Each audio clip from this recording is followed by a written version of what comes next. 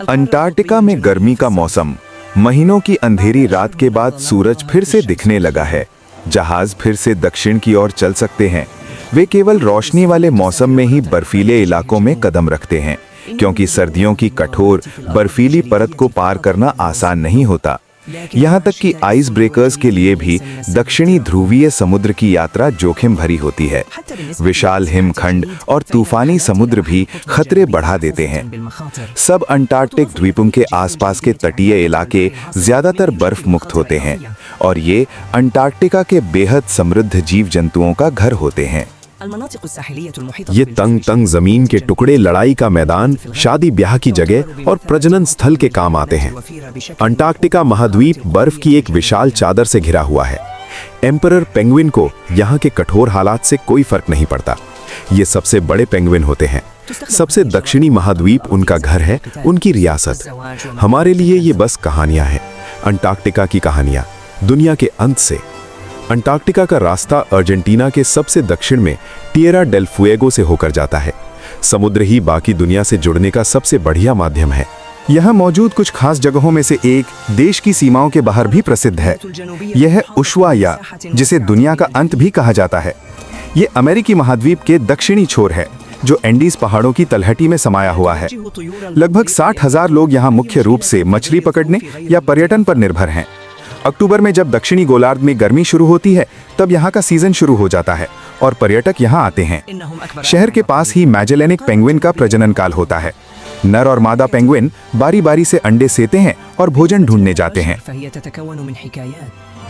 वे कभी कभी ही साथ में कुछ वक्त बिता पाते हैं। मैगेलेनियन पेंगुइन मछली, स्क्विड और क्रिल खाते हैं और टिएरा डेल फ्यूगो के ठंडे पानी में ये चीजें भरपूर मात्रा में मिलती हैं। उशुआया सिर्फ इसलिए नहीं मशहूर है कि यहाँ कई क्रूज जहाज रुकते हैं, बल्कि खास तौर पर यह अंटार्कटिका के द्वार के रूप में जाना जाता है। ये कई अभियानों की शुरुआत का पॉइंट है। कप्तान क्लेबनिकोव अपनी अगली यात्रा के लिए तैयार हो रहा है, जो दक्षिणी ध्रुवीय सागर में जाएगी। जरूरी सामान लोड किया जा रहा है और आखिरी यात्री जहाज पर चढ़ रहे हैं।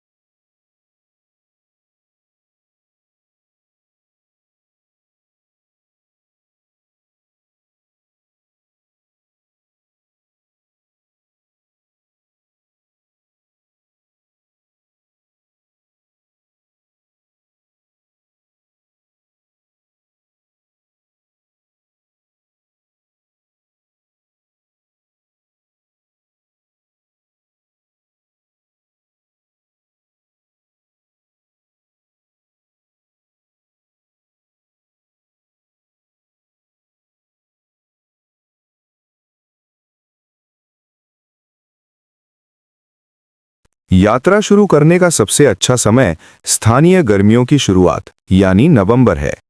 Light house pharaoh less एक्लेरर्स Ushuaia से लगभग 8 नॉटिकल मील दूर है। ये मानव बसावट की दुनिया का आखिरी किनारा माना जाता है, लेकिन जानवरों के लिए ये जगह बिल्कुल घर जैसी है, क्योंकि यहाँ के पानी में उन्हें भरपूर भोजन मिलता है। दक्षिण अमेरिकी सी लायंस अक्सर छोटे छोटे चट्टानी द्वीपों को अपना ठिकाना बनाते हैं। वे यहीं आराम करते हैं और सोते हैं, फिर अगली बार मछली पकड़ने निकलते हैं। नर जानवरों के पास ज्यादा आराम करने का वक्त नहीं होता।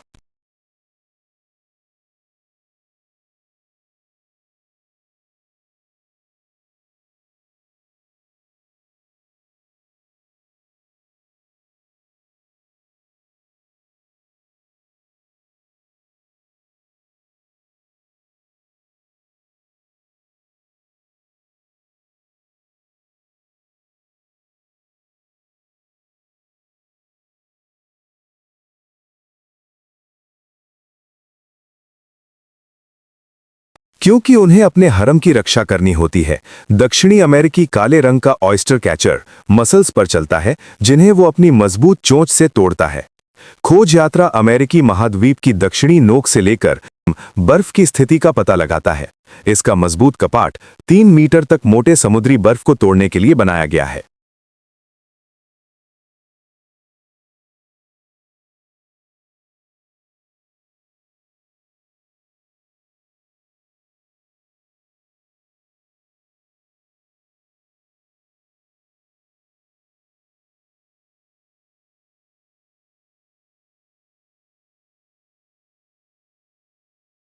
हालांकि अभी ऐसी किसी क्षमता की जरूरत नहीं है, फिर भी ये सफर आसान नहीं है। यहाँ का बदलता और अक्सर तूफानी मौसम अनुभवी नाविकों को 40 से 60 डिग्री अक्षांश के बीच समुद्र का सम्मान करना सिखा चुका है। उन्होंने इसे अलग अलग नाम दिए हैं, जैसे रोरिंग 40s, फ्यूरियस 50s और श्रीकिंग या स्क्रीमिंग 60s। गल और दूसरी समुद्री पक्षी जहाज के साथ रहती हैं और इस जंगली समुद्र की चुनौतियों का सामना करती हैं। South Georgia Tierra del Fuego से करीब 2000 किलोमीटर पूर्व में स्थित है।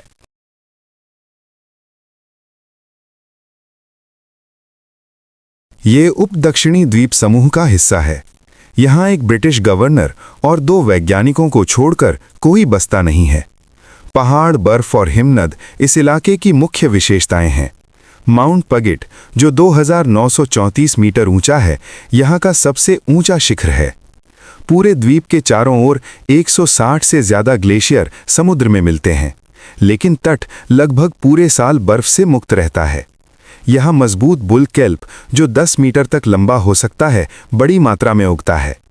मछलियों, सीप और केकड़ों के लिए ये आमतौर पर सुरक्षित जगह है, सिवाय तब जब दक्षिणी जायंट पेट्रिल शिकार के लिए आता है।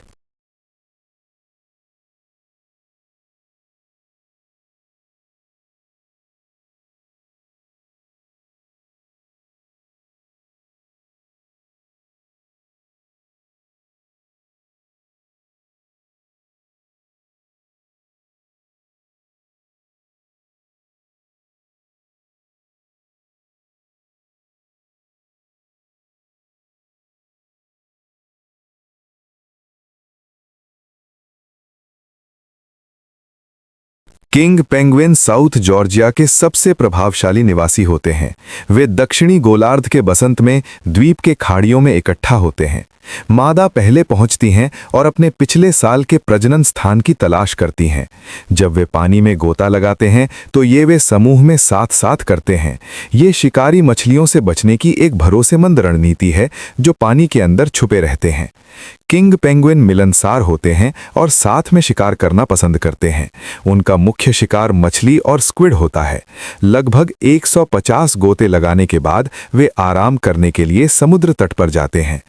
ग्लेशियर और समुद्र के बीच की तंग बर्फ से मुक्त तटरेखा न केवल पेंगुइनों के लिए बल्कि सील और अन्य जीवों के लिए भी हवा और मौसम से सुरक्षा देती है। नर पेंगुइनों के कुछ हफ्ते बाद मादा पेंगुइन भी उनके पीछे आती हैं और अपने साथी की तलाश शुरू करती हैं। प्रजनन के मौसम में किंग पेंगुइन सख्ती से एक ही साथी के साथ रहते हैं। जमीन पर दक्षिण जॉर्जिया में वयस्क पेंगुइनों के कोई प्राकृतिक शिकारी नहीं होते, लेकिन समुद्र में उनकी लंबी मछली पकड़ने की यात्राओं से सभी वापस नहीं लौटते। ऑर्का और अन्य शिकारी उनकी संख्या कम कर देते हैं।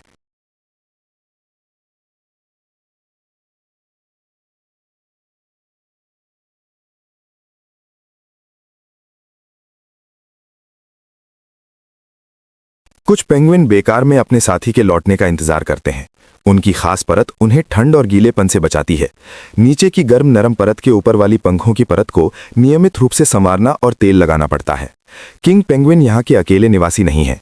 गर्मियों में साउथ जॉर्जिया के समुद्र तट काफी हलचल भरे होते हैं। एक हाथी सील का समूह प्रजनन स्थल से समुद्र तक जाने वाले रास्ते को रोक देता है। केवल बड़े नर ही अपने नाम के अनुसार उस बड़े सूंड जैसा हिस्सा रखते हैं। ये दिग्गज 4 टन तक वजन के हो सकते हैं। नौजवान मर हाथियों की नाक अभी ज्यादा बड़ी नहीं होती। उनकी सूंघने वाली नाक को इतनी बड़ी होने में करीब 8 साल लगते हैं, तब जाकर वो दूसरों पर छाप छोड़ पाते हैं। लड़ाई लड़ना वो जल्दी ही सीख जाते हैं। छोटे हाथी सील भी बिल्कुल पीछे नहीं रहते।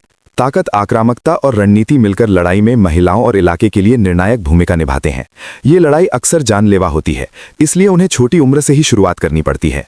अभ्यास से ही सब कुछ परफेक्ट होता है। उसकी बड़ी सूंड और लड़ाई की क्षमता ने उसे सम्मान दिलाया है और उसे मिल भी गया जो वो चाहता था। इस बुल ने अपने चारों ओर 15 मादाओं को जमा कर लिया है, जो कि एक अच्छी खासी हरेम है। ये ज्यादातर शांतिप्रिय होती हैं और अपने बच्चों का ख्याल रखती हैं। ये जवान लड़का अभी भी भविष्य की जीतों का सपना ही देख सकता है। परिवार के बीच आराम करना अच्छा लगता है।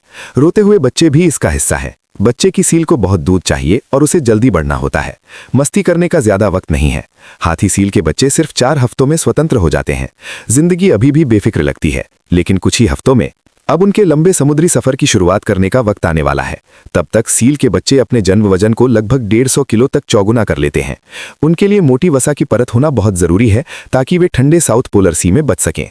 एलिफेंट सील केवल प्रजनन काल में और सालाना रजाई मोल्ट के लिए ही किनारे आते हैं ताकि अपने बच्चे पाल सकें। बाकी समय वे समुद्र में मछलियां और स्क्विड पकड़ने में बिताते हैं। वे महीनों तक समुद्र में रहते हैं जब तक उनकी प्रजनन प्रवृत्ति उन्हें फिर से किनारे आने के लिए मजबूर नहीं कर देती।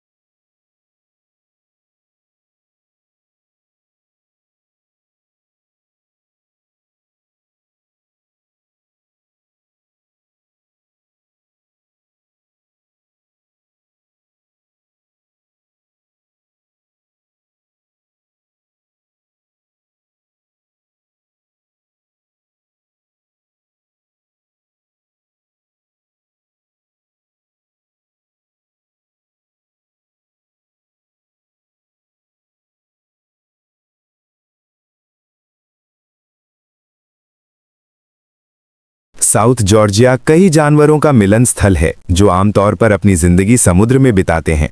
इस द्वीप का ऊबड़-खाबड़ हिस्सा ग्लेशियर, बर्फ और हिम से ढका हुआ है, जो पौधों और जानवरों के लिए ज्यादा अच्छा माहौल नहीं है। जो थोड़ा बहुत पौधा है वो ज्यादातर तटीय संकरी पट्टी के किनारे पाया जाता है, लेकिन मॉस यहाँ की ठंडी और नम सब अंटार्कटिक हवा में अच्छी तरह पनपते हैं। हालांकि गर्मियों में तापमान शायद ही 10 डिग्री सेल्सियस से ऊपर जाता हो। बारिश और ग्लेशियरों से कई छोटे छोटे नाले बहते हैं। साउथ जॉर्जिया में पानी की कोई कमी नहीं है। किंग पेंगुइन को यहाँ रहना पसंद लगता है। आखिरकार यहाँ करीब 40,000 की संख्या में मौजूद हैं। इनका प्रजनन चक्र लगभग 14 महीने का होता है, जो कि काफी देरी वाला होता है। इसका नतीजा ये होता है कि एक कॉलोनी में साल भर के बच्चे भी होते हैं और साथ ही ऐसे वयस्क भी होते हैं जो अभी अपने जीवन साथी की तलाश में होते हैं। सर्दियों में छोटे पेंगुइन अकेले जमीन पर रहते हैं और अपने माता पिता के महीनों बाद खाना लेकर लौटने का इंतजार करते हैं। गर्मियों का मौसम होता है जब इन्हें पालना और खाना खिलाना होता है। लगभग 14 महीने बाद ये अपने मुलायम पंख छोड़कर वाटरप्रूफ पंखों से ढक जाते हैं। तभी वे खुद से समुद्र में मछली पकड़ने के लिए तैयार होते हैं। जब एक परिवार अभी अपने बच्चों को बड़ा कर रहा होता है, तब एक अकेला वयस्क साथी की तलाश में रहता है। जैसे ही वे एक दूसरे को पाते हैं, प्रेमालाप शुरू हो जाता है। ये एक ऐसा रिवाज है जिसका नतीजा हमेशा एक ही होता है, संतानोत्पत्ति। यह आसान काम नहीं है, लेकिन जरूर इसके लायक है। पास में मौजूद अंटार्कटिक फर सील किसी खतरे की निशानी नहीं है, उसे बस अपनी मादाओं पर निगाह रखनी होती है। फर सील बुरे मौसम से परेशान नहीं होते, वे अपना ज्यादातर समय पानी में बिताते हैं।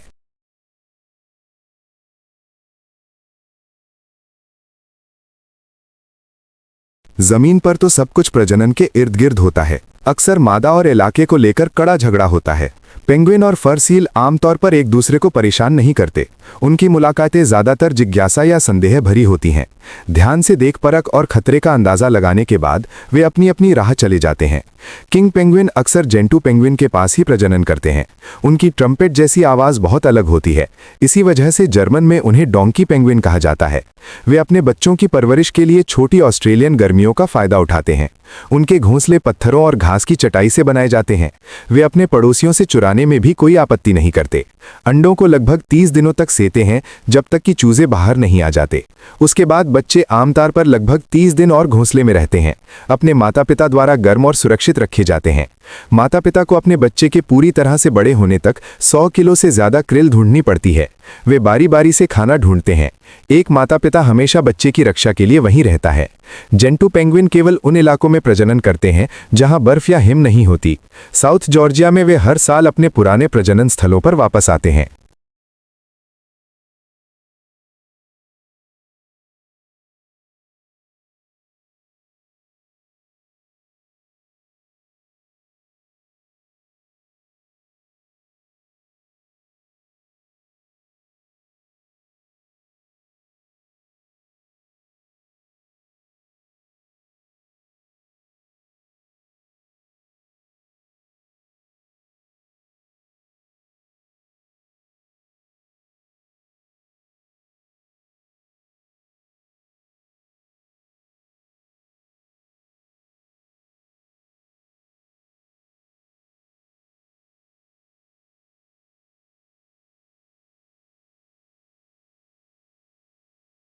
वे अपने पड़ोसियों से चुराने में भी कोई आपत्ति नहीं करते।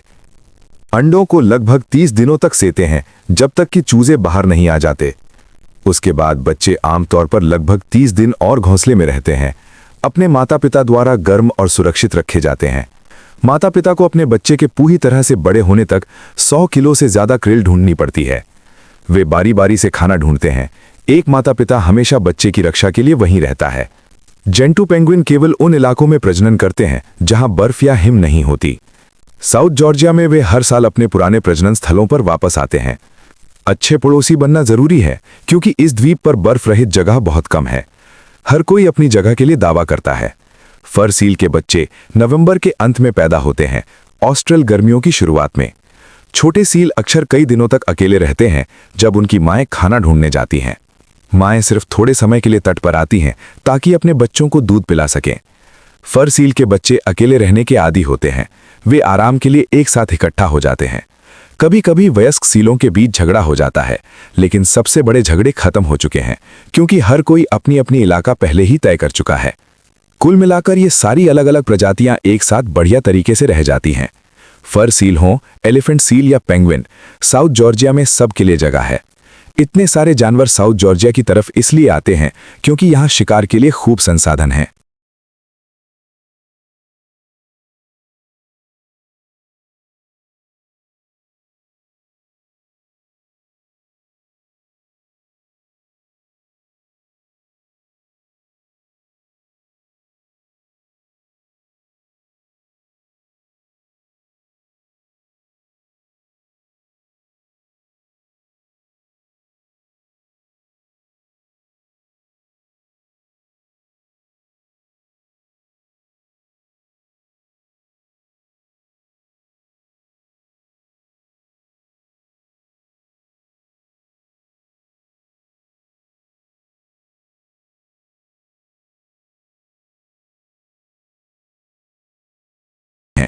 फर सील हो, एलिफेंट सील या पेंगुइन, साउथ जॉर्जिया में सबके लिए जगह है।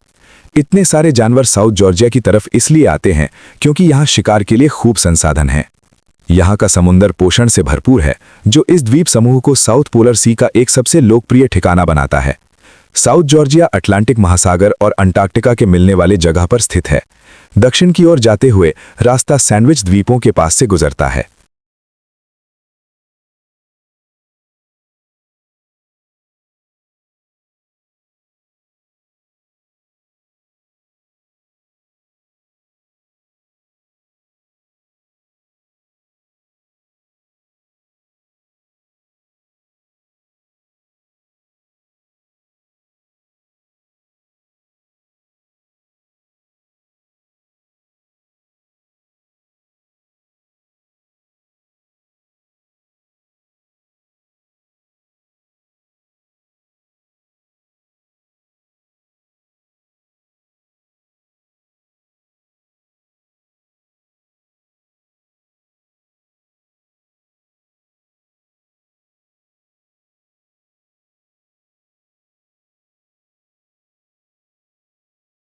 कुल मिलाकर ये सारी अलग अलग प्रजातियां एक साथ बढ़िया तरीके से रह जाती हैं। फर सील हो, एलिफेंट सील या पेंगुइन, साउथ जॉर्जिया में सबके लिए जगह है। इतने सारे जानवर साउथ जॉर्जिया की तरफ इसलिए आते हैं क्योंकि यहाँ शिकार के लिए खूब संसाधन हैं। यहाँ का समुंदर पोषण से भरपूर है, जो इस द्वीप समूह को साउथ पोलर सी का एक सबसे लोकप्रिय ठिकाना बनाता है। साउथ जॉर्जिया अटलांटिक महासागर और अंटार्कटिका के मिलने वाले जगह पर स्थित है। दक्षिण की ओर जाते हुए रास्ता सैंडविच द्वीपों के पास से गुजरता है। अंटार्कटिक प्रायद्वीप की तरफ लगातार ध्रुवीय समुद्र में और भी आगे बढ़ते हुए यहाँ का मौसम बहुत बदलता रहता है। दक्षिण से ठंडी हवाएं और उत्तर से गर्म हवा की थोकटें टकराती हैं। इससे जबरदस्त कम दबाव वाले क्षेत्र बन जाते हैं। तूफान और खराब मौसम तो तय है। किसी भी अभियान के लिए ये काफी चुनौतीपूर्ण होता है। पहली बर्फ की पहाड़ियां दिखने लगती हैं, जो अंटार्कटिक की बर्फ की चादर से टूट कर आई हैं और उत्तर की ओर बह रही हैं। समुद्र लगातार इन्हें काटता रहता है, लेकिन पानी सिर्फ कुछ डिग्री गर्म होता है।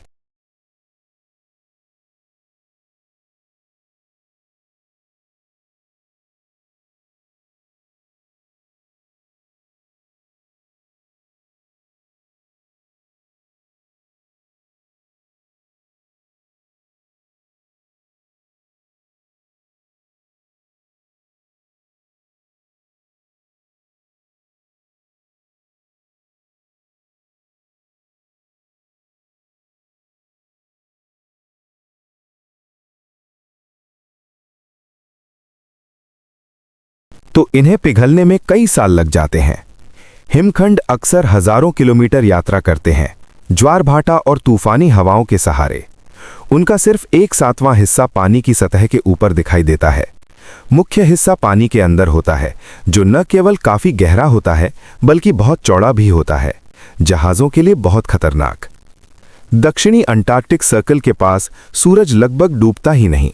ये अंटार्कटिका की यात्राओं के लिए अच्छा होता है। ज्वालामुखीय द्वीप समुद्र से बाहर निकलते हैं, जो समुद्र के तल के नीचे भारी भूवैज्ञानिक गतिविधि का सबूत हैं। जहां महासागरीय प्लेट अंटार्कटिक महाद्वीपीय प्लेट के नीचे फिसल रही है। दक्षिणी महाद्वीप का बड़ा हिस्सा लगातार बर्फ की मोटी चादर से ढका रहता है। गर्मियों में महाद्वीप का केवल 2% हिस्सा बर्फ से मुक्त होता है। इस बर्फ मुक्त क्षेत्र का अधिकांश हिस्सा अंटार्कटिक प्रायद्वीप में है। पोषक तत्वों से भरपूर खुला पानी पक्षियों और अन्य समुद्री जीवों को इस इलाके की ओर आकर्षित करता है। ये कपितान ख्लेबनिकोव के कई ठहरावों में से एक है। ये अभियान जहाज तट रेखा से ज्यादा दूर नहीं किनारे लगाता है। बार बार आने वाले निम्न दाब वाले सिस्टम स्थानीय मौसम को नरम बना देते हैं।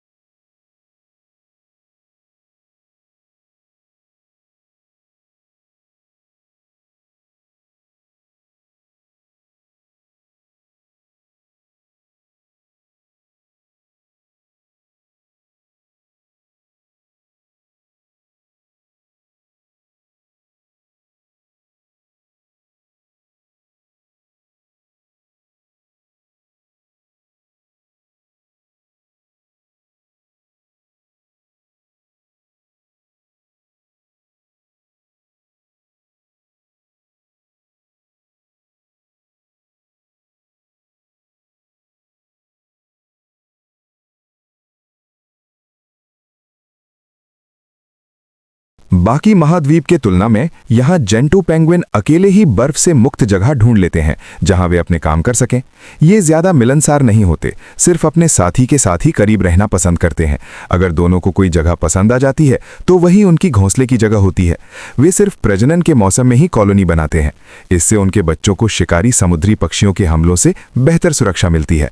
यहाँ पेड़ पौधों की कमी के कारण घोंसलों के लिए बनाने का सामान भी सीमित होता है। बस कुछ छोटे छोटे पत्थर ही मिलते हैं।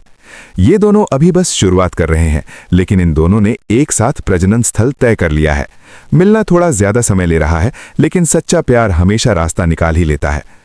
कुछ दूसरे तो अपने अंडे पहले ही से संवार रहे हैं, जबकि उनके साथी समंदर की तरफ बढ़ रहे हैं ताकि खाने का सामान जमा कर सकें।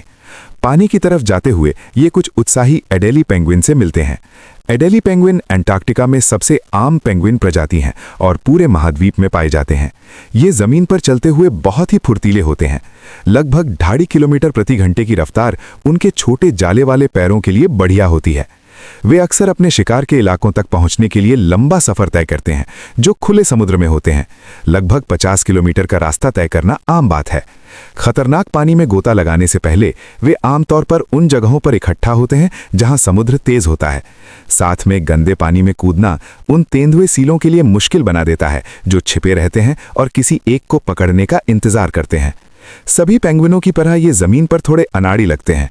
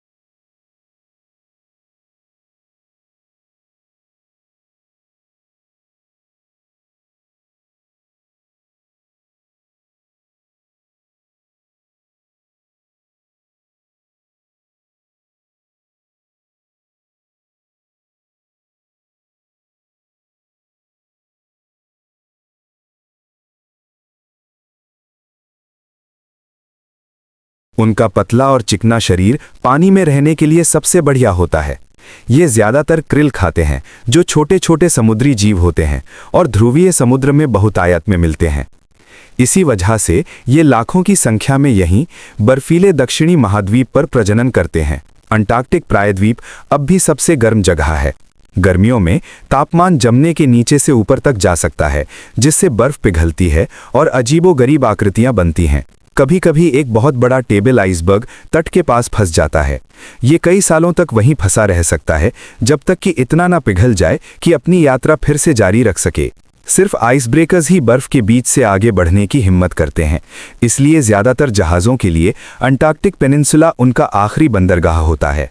इतने ज्यादा ठंडे और बर्फीले हालात में दक्षिणी ध्रुवीय क्षेत्र या वेडेल सागर की यात्रा जारी रखना नामुमकिन हो जाता है। यहाँ तक कि गर्मियों में भी कई जगहों पर बर्फ की वजह से आगे बढ़ना मुश्किल होता है। कभी कभी कप्तान क्लेबनिकोव ऐसे इलाकों से गुजर जाता है जहां बर्फ कम होती है। बर्फ लगातार जमती और पिघलती रहती है, इसलिए हालात लगातार बदलते रहते हैं। समुद्र का पानी -1.8 डिग्री सेल्सियस पर जम जाता है। ये बर्फ के क्रिस्टल्स का गाढ़ा समूह बनाता है जो मिलकर बर्फ के टुकड़े बनाते हैं। तूफानी समुद्र में ये टुकड़े आपस में टकराते हैं और मोटी चादरें बना लेते हैं। इसे पैनकेक आइस कहा जाता है। सर्दियों में ये टुकड़े और गहरे और चौड़े हो जाते हैं और आखिरकार पूरे महाद्वीप के चारों ओर 1000 किलोमीटर चौड़ा बर्फ का कवच बन जाता है। बस वसंत में जब बर्फ में दरारें पड़ने लगती हैं, तभी आइस ब्रेकर जहाज फिर से इतनी दूर तक जा पाते हैं। तब तक लगभग 20 मिलियन वर्ग किलोमीटर की ठोस बर्फ महाद्वीप को अलग किए रहती है।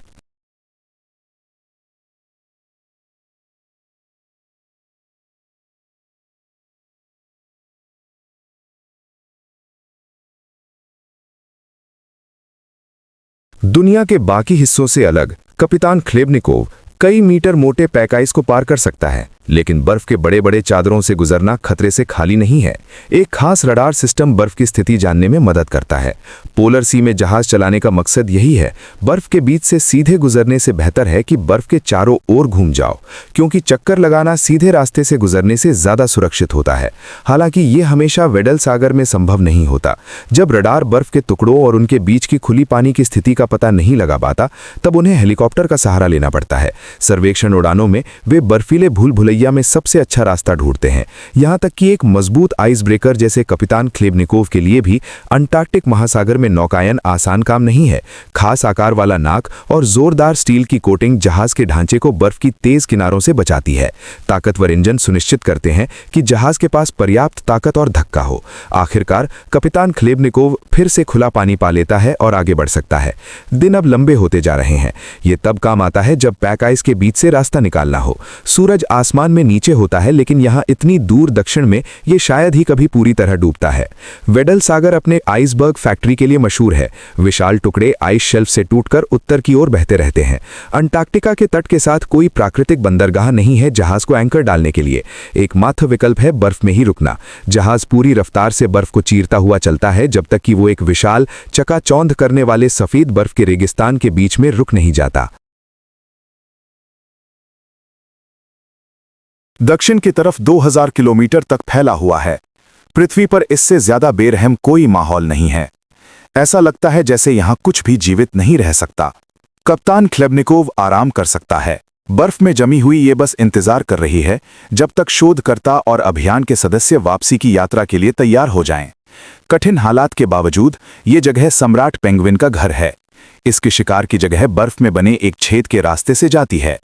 ये पेंगुइन अपना पेट भर चुके हैं और अब अपनी कॉलोनी वापस लौट रहे हैं। ये पानी से कई किलोमीटर दूर हो सकता है, जो पेंगुइन की छोटी टांगों के लिए लंबी यात्रा है, लेकिन उनके पास चलने के एक से ज्यादा तरीके होते हैं। उनके चिकने तेल लगे पंख उन्हें बर्फीली सतह पर आसानी से फिसलने में मदद करते हैं। एम्परर पेंगुइन की कॉलोनियां अक्सर समुद्र से दूर होती हैं, जहां वे वसंत में पिघलती बर्फ से सुरक्षित रहते हैं। जिन हिमशैल के पास वे गुजरते हैं वे हिलते नहीं हैं। सफेद अंटार्कटिक रेगिस्तान के जमे हुए कैदी होते हैं। वे यहीं रहते हैं जब तक गर्मी में बर्फ की चादर टूटती नहीं और उन्हें उनकी कैद से आजाद कर देती है। हवा और मौसम अजीबोगरीब आकृतियां बनाते हैं, बर्फ के ऐसे नक्शे जो लगते हैं जैसे इंसानों ने बनाए हों। यकीन करना मुश्किल है कि ये सूनी जमीन किसी भी तरह की जिंदगी पाल सकती है, लेकिन ये दुनिया के सबसे बड़े पालनों में से एक है। यहीं सम्राट पेंगुइन अपने बच्चों को पालते हैं। ये एक जोखिम भरी प्रजनन योजना है, लेकिन आमतौर पर यह कामयाब होती है। इतनी सुनसान जगह में दुश्मन कम होते हैं और बच्चे अपेक्षाकृत सुरक्षित बढ़ सकते हैं। बाकी किसी भी बच्चे की तरह ये हमेशा भूखे रहते हैं।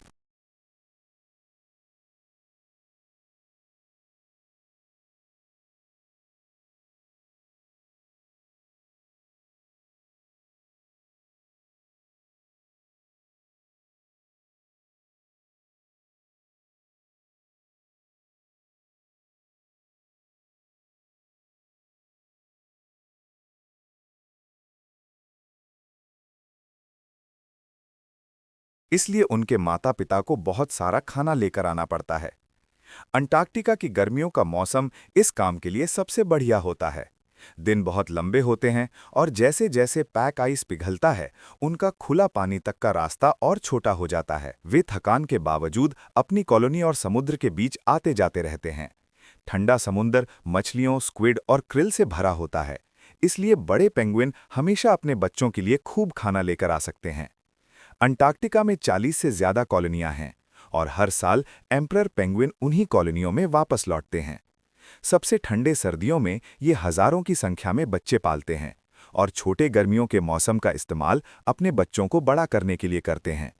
अब खाने की भरमार होती है और चूजे जल्दी बढ़ते हैं। हर दिन उन्हें पहले से पचा हुआ मछली मिलता है। मुलायम ऊन जैसा पंख चूजों को ठंड से अच्छी सुरक्षा देता है। छोटे बच्चे हमेशा भूखे रहते हैं, लेकिन मिन्नतें करना हमेशा काम नहीं आता। जब मम्मी पापा के पेट में रखा खाना खत्म हो जाता है,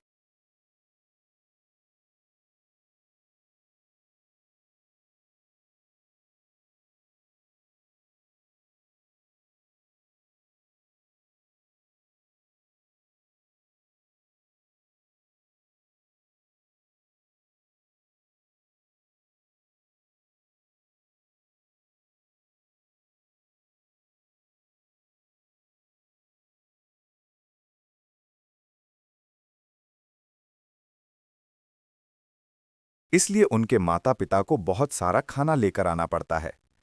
अंटार्कटिका की गर्मियों का मौसम इस काम के लिए सबसे बढ़िया होता है।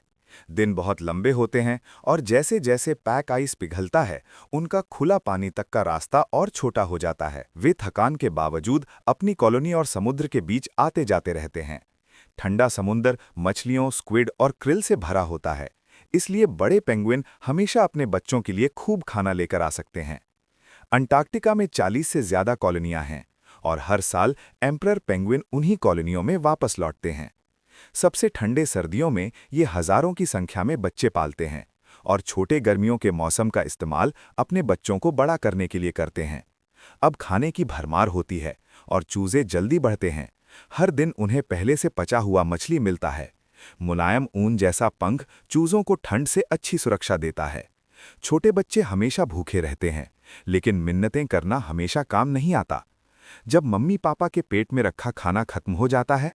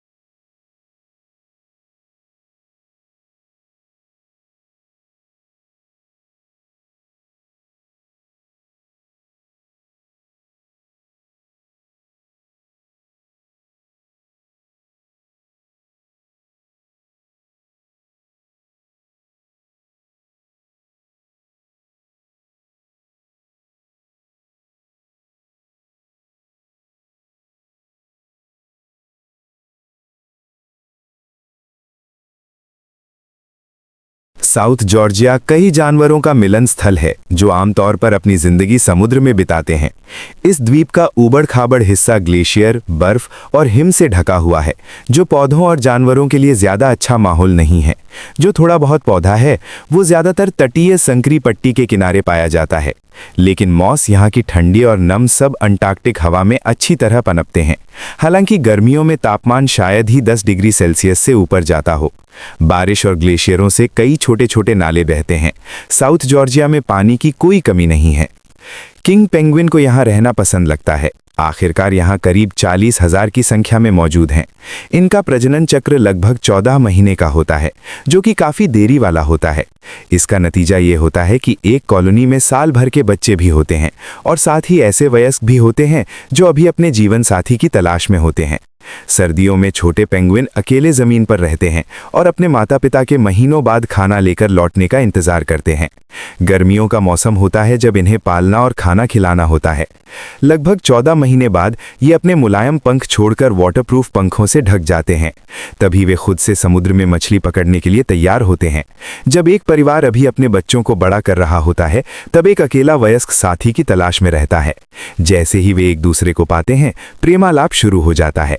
ये एक ऐसा रिवाज है जिसका नतीजा हमेशा एक ही होता है, संतान उत्पत्ति।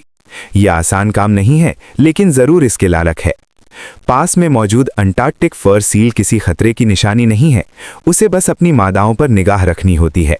फर सील बुरे मौसम से परेशान नहीं होते। वे अपना ज्यादातर समय पानी में बिताते हैं।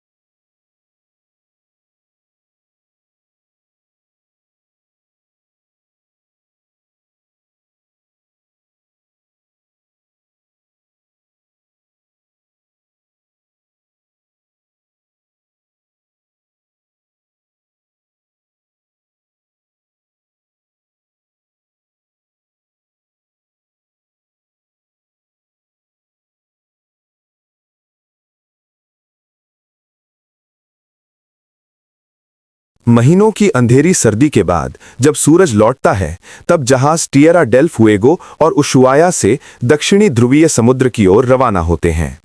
रास्ते में साउथ जॉर्जिया जैसे द्वीप आते हैं, जहां king penguin, gentoo penguin, fur seal और एलिफेंट सील प्रजनन करते हैं। तूफानी समुद्र, रोरिंग फोर्टीज और विशाल हिमखंडों के बीच आइस ब्रेकर कपितान क्लेबनिकोव खतरनाक पैक आइस को चीरते हुए आगे बढ़ता है। वेडल सागर और अंटार्कटिक प्रायद्वीप के पास बदलता मौसम, पैनकेक आइस और टूटते हिमशैल यात्रा को जोखिम भरा बनाते हैं।